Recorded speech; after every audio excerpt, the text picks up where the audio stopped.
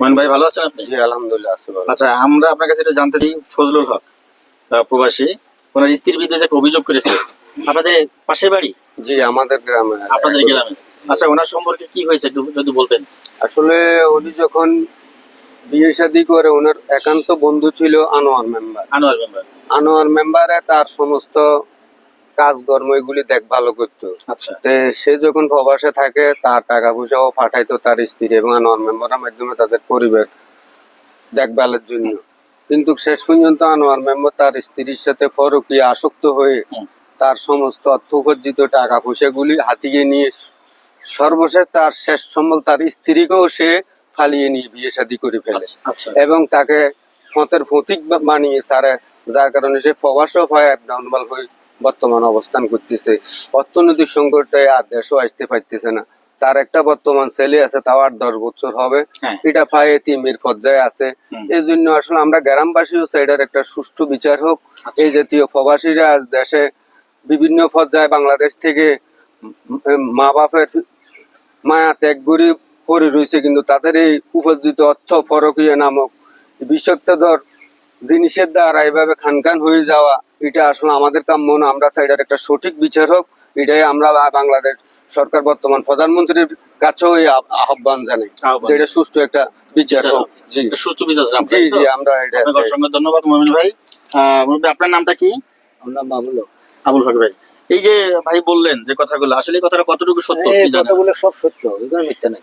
সম্পূর্ণ মিথ্যা? না, সব সত্য। সম্পূর্ণ সত্য? হ্যাঁ, সব সত্য। আচ্ছা আচ্ছা। সে আমার বাড়ির পাশের লোক। আপনার বাড়ির পাশের লোক? আপনার কি হয়? সব এক জায়গায়। আমার বাতিজা সম্পর্ক। বাতিজা হয়। মেম্বারের বাড়ি আপনাদের বাড়ি কত দূর? জানোয়ার মেম্বার? বেশি দূর না, অল্প। অল্প না? আচ্ছা আচ্ছা। বাজারে এসে। ধন্যবাদ ভাইজান। আপনার নামটা? আমার নাম মোহাম্মদ আব্দুল মান্নান। মোহাম্মদ আব্দুল মান্নান ভাই, একটু যদি বলতেন। আমাদের এলো রাস্তা এই পাশে বাড়ি, আর আনোয়ার মেম্বার বাড়ি এলো ওই পাশে, পাশাপাশি কাছাকাছি। বলেন তো একটু, আসলে মোমিন ভাই বললেন যে কথাগুলো, আসলে মোমিন ভাই যা বলছি আসলে এটা তো সত্য। সে যখন আগে যখন এখন বর্তমান মেম্বার হওয়ার আগে যিনি ব্যবসায় করতে আইসি, তখন থেকে আসলে ওই ছেলের সাথে মানে মেয়ের স্বামীর সাথে তার বন্ধুত্ব সম্পর্ক, এই জন্য আসা যাওয়া করতো। ওই সেশনে সে ফেল করছে। ফেল করার পরে রয়েছে, তারপরে এরপর সে আসা যাওয়া করতে, এবং তখন তাকে দুটো সিএনজিও কিনে দিছে ওই তার স্বামী, যে নামে ফজলুল হকে দিয়েছে। তখন যাওয়ার পরে এখন দেখাশোনা করতো।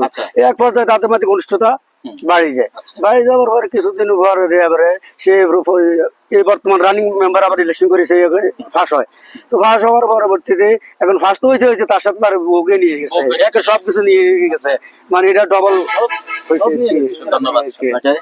আপনারা তো সবাই মনে হয় এক কথার সাথে একমত, সবাই না? সবাই একমত। আপনারা কি সবাই বিচার চাচ্ছেন?